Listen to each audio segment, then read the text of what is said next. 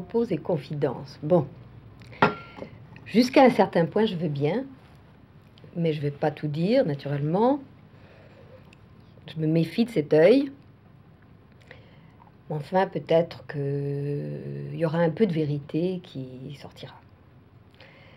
Alors, eh bien, comme tout le monde, je suis née, et à la grande surprise de certains, je suis née à Paris. Je suis française. Ma mère, par contre, était américaine. Elle était née à Topeka, Kansas. Voilà, c'est comme ça. Elle était danseuse. Et lorsqu'elle était jeune femme, elle est venue à Paris, elle a rencontré mon père et l'a épousé. Donc, dans toute mon enfance, il a toujours été question de danse. Très tôt, ma mère me racontait la mythologie de Anna Pavlova qui me fascinait. Ma mère passait une bonne partie de sa journée au lit. C'était comme une femme du XVIIIe siècle qui lisait, qui écrivait un peu et qui avait tout son monde sur son lit. Et très tôt, elle m'invitait à m'asseoir sur son lit et elle me racontait les merveilleuses soirées qu'elle avait passées en présence d'Anna Pavlova, de Nijinsky et des ballets russes de Monte-Carlo. Alors, pas de Monte-Carlo, des ballets russes de Diaghilev. Et naturellement, dans mon imagination d'enfant, tout cela a grandi et lorsque j'avais 9 ans, il paraît que j'ai tenu un conseil de famille où j'ai annoncé, tout aussi décisif que ça, que voilà, j'allais devenir danseuse. Alors j'étais une petite fille d'une certaine bourgeoisie, mes grands-parents étaient assez aisés, très respectables, malgré des secrets de famille bien étouffés. Et cette nouvelle, cet annoncement, cette nouvelle donc a fait un scandale. Mon père s'est écrié: mais Margaret, vous voulez donc que votre fille finisse sur le trottoir? J'ai tenu bon, ma mère m'a aidée. Et c'est à peu près à cette époque-là, j'ai lâché l'école pour commencer à prendre des cours de danse intensifs tous les jours et puis rentrer au conservatoire.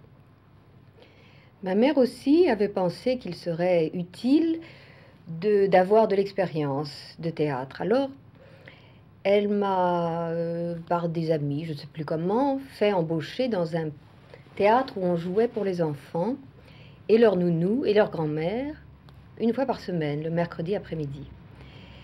Et j'ai été embauchée, j'ai été plutôt vedette tout de suite.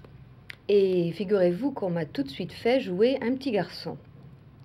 Il paraît que j'étais assez crédible. On m'avait roulé les cheveux et j'avais un petit bandeau comme ça et je jouais un petit garçon dans Le Pêcheur de perles. J'avais aussi un numéro solo de danse qui était pour moi le moment suprême de ma vie. Ma mère avait passé, c'était comme dans un conte de fées, ma mère avait passé 2 ou 3 nuits à travailler sur cette robe mystérieuse qui était faite d'un vieux costume à elle. Elle avait dans le grenier d'énormes paniers où ses anciens costumes de théâtre reposaient. Et toute seule, elle a commencé à faire cette robe pour ma sortie en scène alors que j'avais 14 ans. Et un matin, je me suis réveillée, ma mère dormait et la robe magnifique était exposée dans le salon. Le salon était tout blanc et la robe était de soie grise avec des passementeries de dentelle blanche et des rubans bleus. Et c'était une merveille. Alors j'ai mis cette robe pour la première de ce théâtre d'enfants et j'avoue que lorsque je suis apparue comme ça, en tenant cette robe pour l'avantager, il y a eu dans la salle en général un cri de « Ah !» Toutes les petites filles et leurs nounous et leur grand-mère se sont ébahies de cette belle robe. Voilà, ça c'était mes vrais débuts, j'avais 14 ans. Alors peu après, J'étais donc au conservatoire, les classes, l'école était escamotée, j'avais vaguement un professeur qui venait à la maison, qui s'ennuyait avec moi je m'ennuyais avec elle, ça ne comptait absolument pas. Ce qui comptait par contre, c'était mon frère. Mon frère était plein d'idées, plein d'aventures, souvent dangereuses, et c'est moi qui faisais les expériences pour lui. Je me souviens par exemple qu'il avait bâti une espèce de planche avec des roulettes. Il avait accroché des roues de patins roulettes, et en haut d'une colline, d'une rue, il m'a lancé en me disant: toi tu l'essayes, vas-y, allez, je te retrouve en bas. Et puis naturellement il s'est passé ce qui devait se passer, une voiture qui arrive, enfin j'ai failli être tuée, écrasée, mais je faisais souvent des expériences comme ça pour mon frère. Et tous les petits garçons du coin faisaient partie de ce groupe. Le fils de la concierge à côté, le fils de la concierge de l'autre côté. Et il n'y avait jamais de filles, c'était toujours des garçons. On grimpait aux arbres et tout ça. C'est pour vous dire comment j'ai pris goût à la gymnastique et aux choses physiques, et comment j'ai beaucoup aimé danser tout de suite parce que j'avais été élevée à la dure par mon frère. On jouait aux billes. Je me souviens que j'étais quand même très romantique et je ne rêvais que d'une chose, c'est que le petit garçon d'à côté, qui était blond et qui avait des joues roses, tombe de l'arbre, que je puisse accourir, le sauver, panser son genou avec mon mouchoir. Enfin, je rêvais infirmière, je me voyais sauvant ces petits garçons. Je bâtissais déjà des romans. Bon, alors mon frère... la guerre est arrivée, nous étions des petits-enfants, ça nous a beaucoup touchés, comme tous les enfants qui étaient à Paris, surtout parce qu'on avait faim, on avait froid, et la vie était triste, triste. Et pour la première fois, alors que nous avions été élevés d'une manière assez aisée, pour la première fois, nous avons connu toutes sortes de restrictions. Et nous avions un peu peur pour notre mère, qui était née américaine, car à cette époque-là, on ne savait pas ce qu'on faisait de tous les étrangers. Tout le monde était raclé, emmené.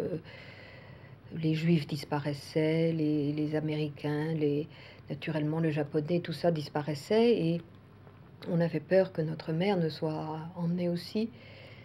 Mais enfin, il ne s'est rien passé, nous avons eu de la chance. Il ne s'est passé qu'une chose, c'est qu'on avait très faim. Je me souviens, mon père, qui était pharmacien, recevait pour faire des suppositoires, excusez l'expression, de la noix de coco.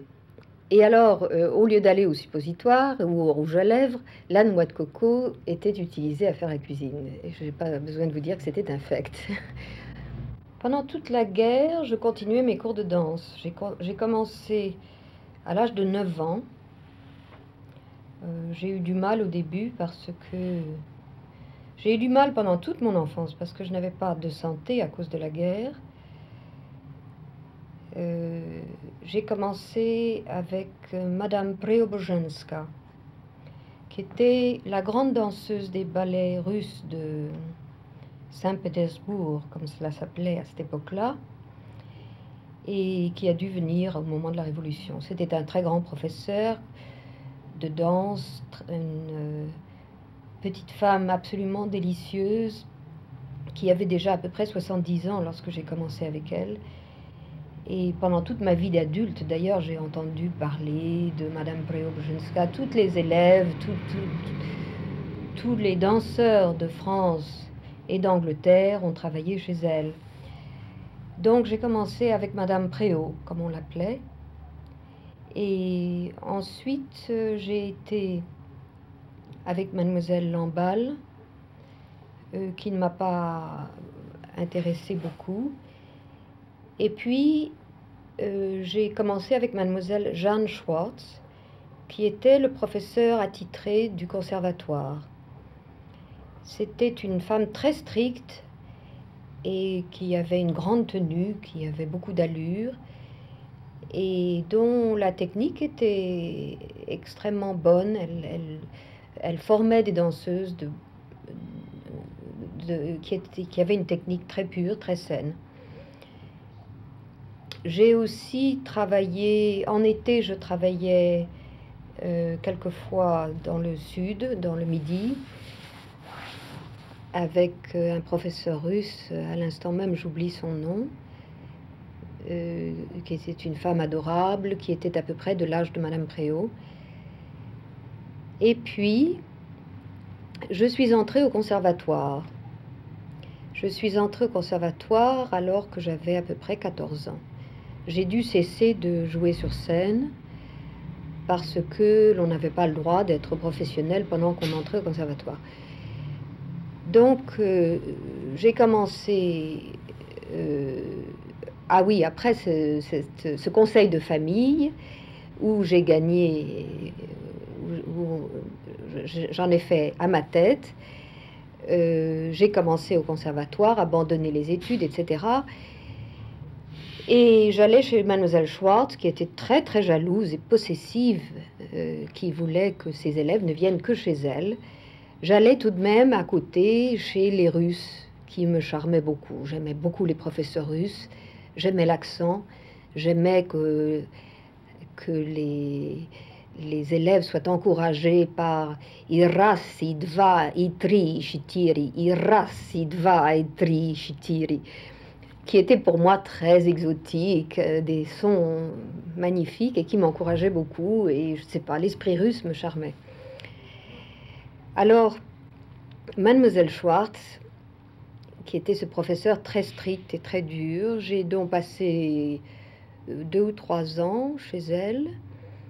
Et tous les ans, nous passions le concours du conservatoire. C'était une torture absolument inhumaine. Il y avait ce plateau qui était gris, froid, avec un trou noir. Ça n'était pas ni amusant, ni aimable, ni du théâtre. C'était pas du théâtre, c'était vraiment du devoir. Et les concours du conservatoire étaient une chose terrifiante et terrible. Je me souviens de ces pauvres élèves transis qui mettaient leurs chaussons et on se regardait du coin de l'œil, on essayait de se remonter le moral en se disant peut-être que je me casserai pas la gueule, mais c'était désespérant. Et je n'aimais pas l'atmosphère, comme vous pouvez comprendre. Il est arrivé un jour, j'ai eu le deuxième accessite, le premier accessite, je sais pas, on faisait comme ça, on montait l'échelle, et je crois qu'au moment d'avoir soit le second prix ou le premier prix, j'en ai eu ras-le-bol. Mademoiselle Schwartz imposait un style aux élèves, le style de la tunique ou du tutu, le style de la coiffure. Or, moi, j'étais entichée des grandes danseuses russes, de Madame Pavlova, de je ne sais pas qui, de toutes les grandes danseuses dont ma mère m'avait parlé. Je regardais toujours les programmes qu'elle avait gardés de cette époque des ballets russes lorsqu'ils avaient été à New York. Et j'avais bien en tête ce style romantique et très simple. Or, Mademoiselle Schwartz voulait que nous soyons modernes. C'était sec et décidé, comme ça, à la règle. Il fallait qu'on porte le chignon là, les cheveux tirés, pas un cheveu qui traîne, le petit tutu très court et tout ça. Je trouvais ça d'une vulgarité insensée. Et voilà, petite bonne femme de qu'est-ce que j'avais, 15-16 ans, j'ai tranché, j'ai dit, Mademoiselle Schwartz, je suis désolée, mais moi je veux mon chignon ici, et moi je veux mes bandeaux comme ça, comme Madame Pavlova. Elle m'a dit, mais c'est ridicule, ça ne se fait plus, c'est plus du tout à la mode. Et bon, nous avons eu des mots comme ça, et je lui ai dit, je m'excuse, mais je vais me retirer. Parce que il faut vous dire que à la fin de ces examens, moi je voyais l'opéra de Paris, qui était la conclusion logique des résultats des examens. Et pour moi, L'Opéra de Paris, c'était la même chose, bureaucratique. C'était tout à fait à l'encontre du ballet russe que je voyais dans mon imagination de jeune fille, et je n'aimais pas le style. Donc j'ai donné ma démission avant les examens. J'ai quitté le conservatoire, j'ai quitté Mademoiselle Schwartz, je suis venue un peu tremblante lui dire au revoir, et elle m'a dit: ma pauvre Leslie, je suis désolée, je crois que si vous aviez persévéré, vous auriez pu faire une carrière. J'étais naturellement très bouleversée par ces mots de sorcière. Ça m'est resté pendant des années. Je me suis sentie marquée, damnée, comme si elle m'avait jeté un sort et que, en effet, ma carrière et tout mon futur étaient brisés à cause de cette décision. Malgré tout,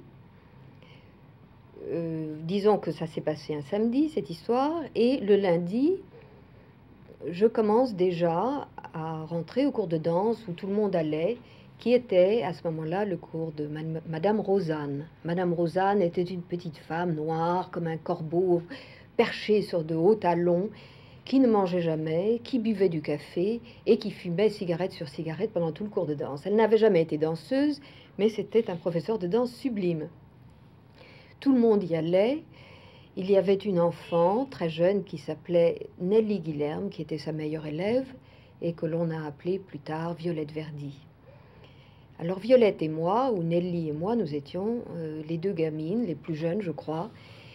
Et à ce cours de danse venaient tous les bons danseurs professionnels. Et ma mère m'avait dit, tu sais, la meilleure manière d'apprendre la danse, c'est d'aller au cours de danse derrière les grands danseurs, tu les imites, et c'est comme ça qu'on apprend. Alors me voilà au cours de danse pour la première fois chez Madame Rosanne. Et pour continuer dans mon esprit russe, n'est-ce pas, je m'étais fabulé un nom de théâtre. J'allais être Leslie Karonova. C'était parfait, j'avais les bandeaux, j'avais tout ce qu'il fallait. Je me voyais russe, déjà j'avais les pommettes, n'est-ce pas, les yeux un peu comme ça, alors c'était prévu. Au premier cours de danse, après la barre, ce grand monsieur indiscipliné vient vers moi, je ne savais pas qui c'était, et il me dit: bonjour, je suis Roland Petit. Alors déjà, moi, j'ai perdu tous mes moyens, et j'ai battu des cils comme ça, émerveillé, et il me dit: quel est ton nom? Naturellement, ça m'est sorti comme ça, je lui ai dit: Leslie Caron. Bon, me dit-il, alors viens demain au Théâtre des Champs-Élysées parce que je t'embauche si tu veux. J'étais absolument ravie. J'avais 16 ans, Violette Verdi était déjà engagée et nous étions les deux bébés de la compagnie. Nous avons commencé par une saison à Paris. Et d'ailleurs, il y avait une petite nouvelle un peu mollassonne qui a tout de suite été dans le corps de ballet, mais pas plus, parce qu'elle était un peu mollassonne, et qui s'appelait Brigitte Bardot. Elle avait de jolies jambes, mais elle était paresseuse. Son père était toujours dans les coulisses. Et à la fin de la saison de Paris, qui n'a duré qu'un mois, Brigitte est restée à Paris, elle ne nous a pas suivis. Le premier ballet que Roland Petit m'a confié, enfin pas le premier ballet, disons le premier numéro, était dans un ballet qui s'appelait 13 danses. Je ne sais plus de qui était la musique, c'était une musique moderne je crois. Il y avait donc 13 numéros et nous étions habillés par Christian Dior, de très jolis costumes. Et moi j'avais un petit costume de clown. J'étais tout en satin orange, avec une perruque blanche et un petit chapeau comme ça, et puis un masque. Et Violette faisait le numéro avec moi. C'est-à-dire que je faisais d'abord 1 minute toute seule sur scène, et ensuite Violette se joignait à moi. Alors voilà le jour de la première. J'étais tout à fait sûre de moi. Vous voyez, vous comprenez l'arrogance des très jeunes. Je trouvais tout naturel que je sois choisie pour ce solo. Et je commence mon numéro sur une salle assez froide, mais c'était quand même le tout Paris, c'était très très élégant. Et je commence mon numéro. Je devais faire 2 tours, finis à la seconde, tac, tac, tac, et je finis à la seconde et j'ai un peu vacillé. Je me suis pas arrêtée ferme. Alors, sous mon masque, ça a été la catastrophe. Je me suis dit, ça y est, j'ai raté ma carrière, j'ai raté ma vie, j'ai tout bousillé, j'ai déçu Roland Petit, la salle s'en rend compte, c'est la fin, c'est la fin du monde. Et j'ai commencé à pleurer sous mon masque, et je me suis dit, qu'est-ce que je fais? Je m'en vais ou pas? Je reste ou je m'en vais? La musique continuait, bon, bah, j'ai continué, mais en pleurant. J'ai fini mon petit numéro comme ça, puis je me suis enfouie vers les coulisses à la fin du numéro. Puis tout d'un coup, j'ai entendu, comme le tonnerre, la pluie, le monde s'est déchaîné, et ça a été une avalanche d'applaudissements. J'étais tout étonnée. Ça, je ne m'y attendais absolument pas.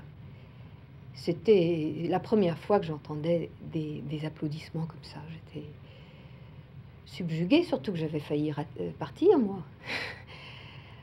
Enfin voilà, c'était mon premier rideau, la première soirée en tant que professionnelle. Après, nous avons fait des tournées merveilleuses. Nous sommes allés en Égypte, au Liban, en Grèce. Nous avons été au Festival d'Édimbourg. Je me souviens, toutes les reines étaient là, avec les reines, la reine, les princesses, etc.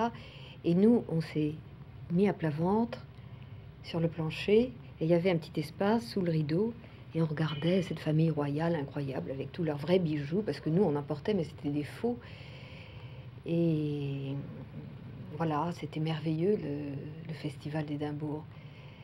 Et puis, qu'est-ce qu'on a fait d'autre? On allait en Suisse, on allait en Hollande, on avait toutes sortes d'aventures, c'était délicieux. On s'amusait beaucoup. On était comme un espèce de camp de jeunesse en voyage. Tout le monde était très jeune, il n'y avait personne qui avait 30 ans. Moi j'en avais 16, Violette aussi. J'étais toujours avec Violette à l'hôtel. Et c'était très dur. On avait peu à manger à cette époque-là. On mangeait au restaurant, mais on mangeait mal. On essayait d'avoir de la viande. Je me souviens que c'était souvent de la viande de cheval. On était bien contente.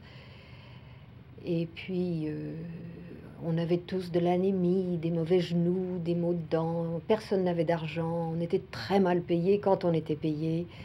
Je me souviens de Jean Babilé, un jour, qui a fait un scandale épouvantable. Il a jeté son chausson dans la loge du président de la République au Liban en protestation parce qu'il n'avait pas été payé. Je suis rentrée toute petite première danseuse. Roland avait quitté le ballet entre-temps pour commencer le ballet de Paris. Mais le ballet continuait, les ballets des Champs-Élysées continuaient. Et on avait engagé David Lichine pour faire la saison de Paris. Et David Lichine devait faire un ballet très très moderne avec une des premières danseuses de la troupe qui était un peu une acrobate. Elle s'appelait Danielle Darmance. C'était une bonne copine, c'était une bonne amie à moi. Toujours est-il que Danielle Darmance est tombée malade au moment des répétitions. C'était musique de Sauguet, décor et costumes de Christian Bérard et la chorégraphie de David Lichine. Mais Danielle est tombée malade. David Lichine a demandé à ce que que j'apprenne le ballet à la place de Danielle. Et une semaine avant, Danielle devait revenir et elle devait apprendre le rôle et ouvrir à la première. Or, une semaine avant, Danielle n'était toujours pas bien. Alors, on a demandé à ce que j'ouvre. David Lichine a dit « Je veux que Leslie ouvre à la première ». Ceci dit, le premier danseur, qui devait être mon partenaire, est parti en claquant la porte et en disant « Moi, je n'ouvre pas à Paris avec une petite inconnue. Moi, je suis une star et je ne veux pas ouvrir avec elle. Alors c'est Jean Babilé, tout simplement, le grand Jean Babilé qui a dit, ah ben, moi je veux bien, je le remplace, moi je vais danser avec Leslie. Et c'est comme ça qu'à la première, Jean Babilé a dansé Édipe et moi j'ai fait le Sphinx. C'était une première assez, enfin un événement assez important, c'était un très très beau ballet. Et je crois que dans la salle, il y avait Gene Kelly parmi les spectateurs. Bon, bah c'est un peu comme ça, c'est comme ça que Gene Kelly m'a vue et que plus tard, il a pensé à moi pour un Américain à Paris. Le soir, je me suis donnée, j'adorais ça, c'était merveilleux, cette immense salle. Je voyais le public, aux Champs-Élysées, on voit le public. Ça brillait, je sentais une électricité. J'étais en possession de moi-même, j'étais sur mon trapèze. J'étais avec Babilé, qui était le plus grand danseur du monde. Et je me suis vraiment amusée ce soir-là. C'était une belle soirée. Après, il y a eu des rideaux, des applaudissements, tout ça, ça m'ennuyait. Je trouvais que c'était, ça défaisait, enfin, j'étais concentrée, ça me déconcentrait. Et j'ai trouvé ça dangereux, les applaudissements. Alors je suis rentrée à la maison. J'ai pas attendu qu'on vienne me voir dans la loge et qu'on me serre la main et tout ça. Ça me plaisait pas. Je suis rentrée à la maison. Il paraît que Gene Kelly a essayé de me rencontrer et qu'on lui a dit « Ah ben, elle est allée se coucher ». J'étais allée me coucher. Voilà.